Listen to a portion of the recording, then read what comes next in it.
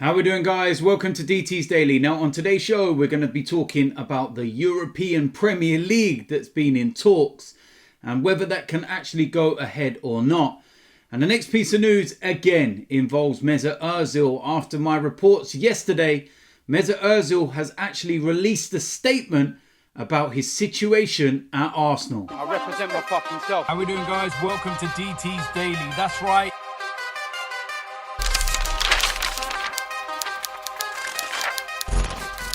So the first place we're going to start was the news that broke a couple of days ago, and I've kind of waited just to see if there's going to be any more developments and any more information regarding the proposed European Premier League. Now, there was something a couple of weeks ago about a breakaway, and I feel that this is something that has always been on the cards. It seems to have always been inevitable that the big clubs just want to have their own way, their own league, their own superpower. And it's all about them making lots of money and not really thinking or caring about the traditions, the fans, or anybody else, to be quite honest with you. Now, one of the things that was being mentioned a couple of weeks ago was about the top 9 sides, the longest serving in the Premier League, breaking away and being able to be in full control of everything that was going on. That got a stop put to. And we've not really heard no more. But now, apparently, Liverpool and Manchester United are involved in this lucrative European Premier League. And it's completely sent the footballing world into a frenzy. And it's got everyone talking as to what's going to actually happen. Does it replace the Premier League? No. Does it replace the Champions League? Possibly. So what I know, and I'll go through the report for the people that may not have seen it, people that may not be in the UK, so maybe not, be privy to some of the reports that we're seeing or whatever. But it goes on to say that Liverpool and Manchester United have participated in talks over the construction of a new FIFA-backed tournament which would be funded to the sum of €6 billion by the Wall Street Bank, JP Morgan. Arsenal, Chelsea, Manchester City and Tottenham have reportedly, and I'm going to say reportedly, being approached as the revolutionary proposal takes shape. But what does this mean for the future of the Premier League, the Champions League and football as we know it? Well, here's what we know so far. It is understood that more than a dozen clubs from England, France, Germany, Italy and Spain are in negotiations about becoming founding members of the competition.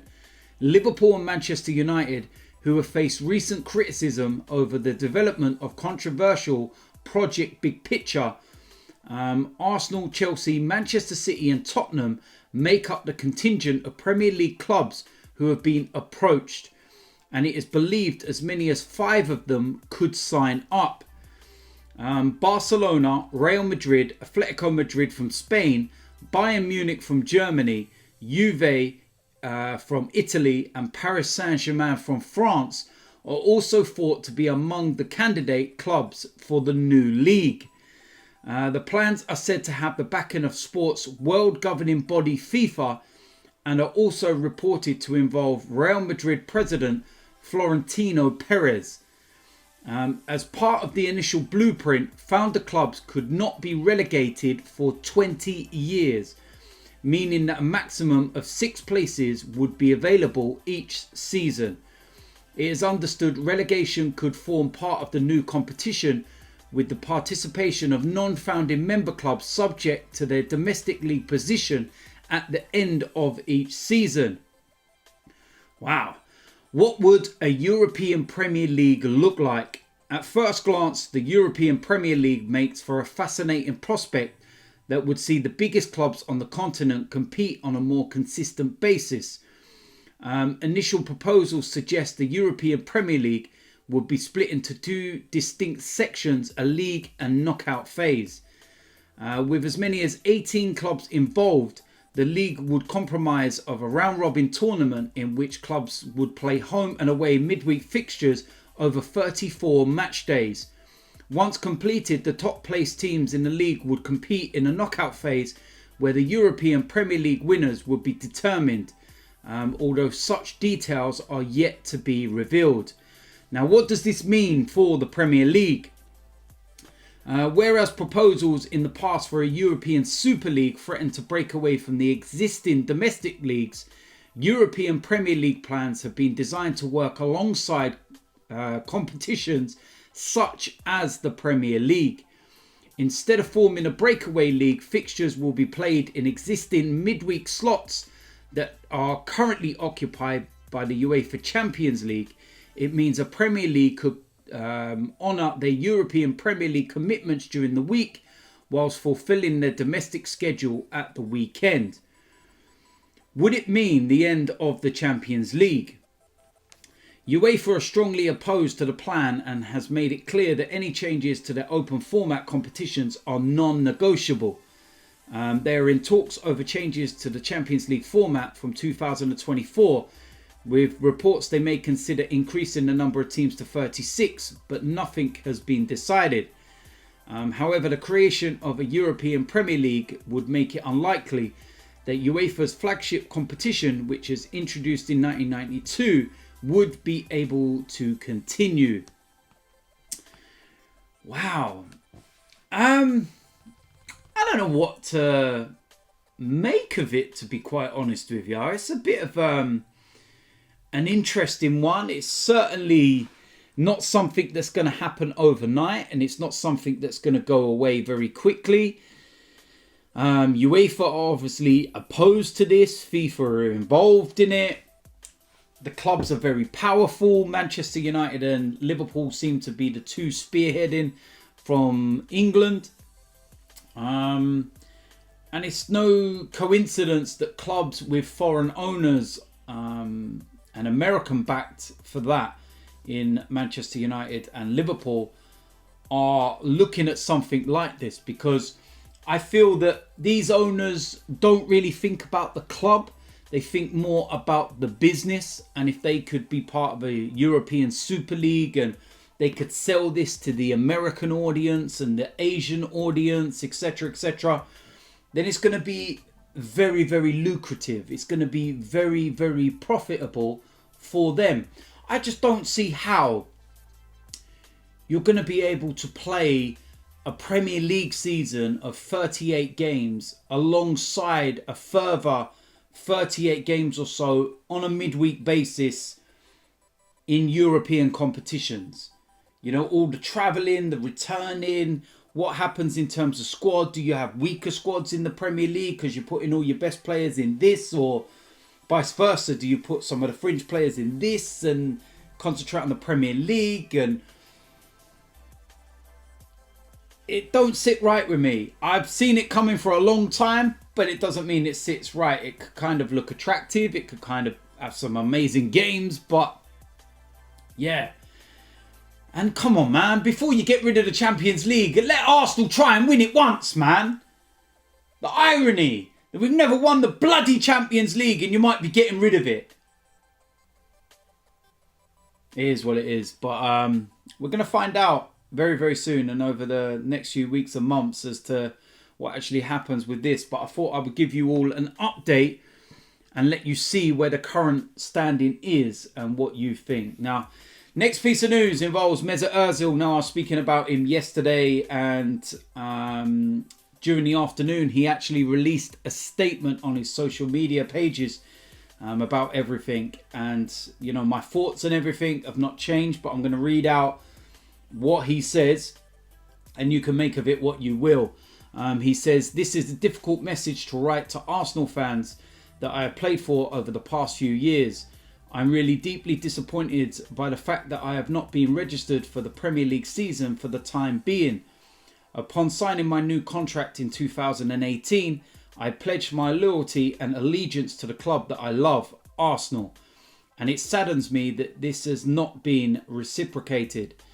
As I have just found out, loyalty is hard to come by nowadays. I've always tried to remain positive from week to week, And there's maybe a chance to get back in the squad soon again. That's why I keep silent so far. Before the coronavirus break, I was really happy with the development under our new coach, Mikel Arteta. We've been on a positive way, and I would say my performances were on a really good level. But then things changed again, and I was no longer allowed to play football for Arsenal. What else can I say? London still feels like home. I still have many good friends in this team, and I still feel a strong connection with the fans of this club. No matter what, I will keep fighting for my chance and not let my 8th season at Arsenal end like this. I can promise you that this hard decision won't change anything in my mindset. I will continue to train as best as I can, and wherever possible, use my voice against inhumanity and for justice. Now, what I will say, and is very key within here, there's two things. It's the part about loyalty is hard to come by nowadays. That is very, very bad on Arsenal. And the last bit,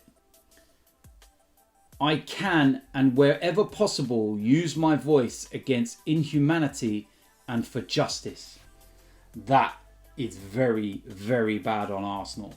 Because what this has basically said is that it's not footballing reasons why Mesut Ozil is not being selected.